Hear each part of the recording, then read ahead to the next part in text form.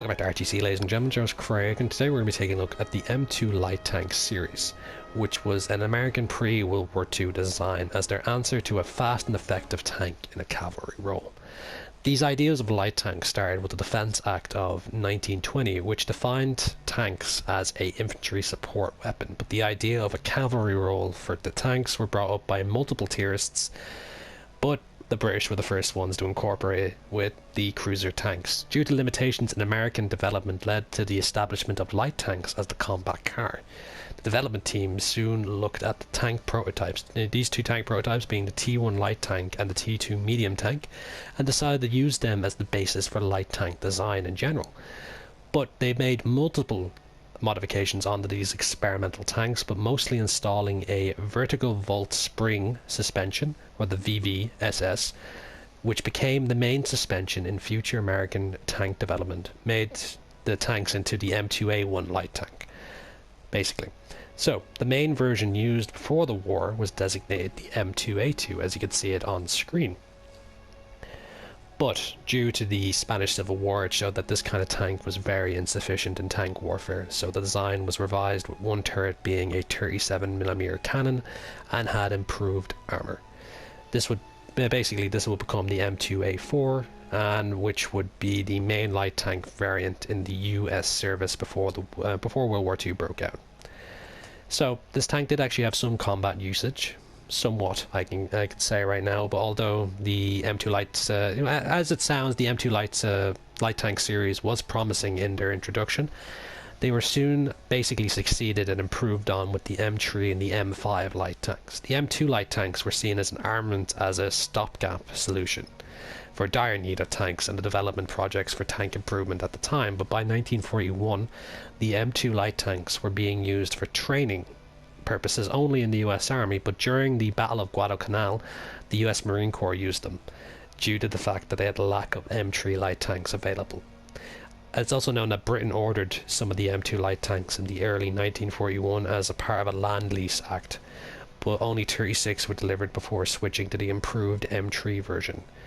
Actually, I can say a really unique version on this tank is that the number of machine guns you could house on this, apart from the coaxial and the bow gunner ball-mounted one, two machine guns were fixed facing forward on the sides of the hull fired by the driver. Another M19 Browning machine gun could be mounted on the turret for anti-aircraft use. But overall, with this tank, the M2 light tank was developed and built by Rock Island Arsenal. A total of 239 of these tanks were built in 1935, and the M2A2 was used in tank operators, who gave it the unofficial nickname known as the Mae West. So, let's talk about some of the pros and cons that you can have in game with this. Let's see, this tank is tank is a very light scout tank armed with .50 Browning machine guns. This tank is best used to exploit areas of the map that can be used to flank the enemy, but make sure that you have basically another person with you so they can actually support you with a proper cannon. This tank is actually really good at shooting down aircraft. It's equipped with an API and APIT for the task to take out the aircraft. If taking on the role of anti-aircraft, make sure to turn your hull to make sure you just turn it a bit so you can actually use the 50 caliber and 30 caliber machine guns to shoot at once.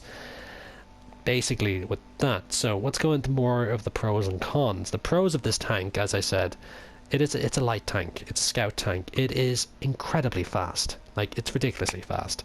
It's very maneuverable, well-ish, and it has accuracy in the long run.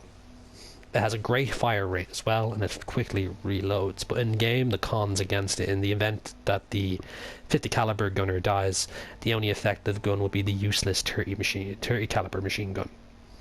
Any collisions with basically other tanks or the environment can actually have the driver and co-driver knocked out, or worse, the entire crew. Even though its real-world history counterpart actually had improved armor, which led to this M2A2, the armor is paper thin, so don't get into any frontal battles with heavier tanks or more larger caliber light tanks on the field.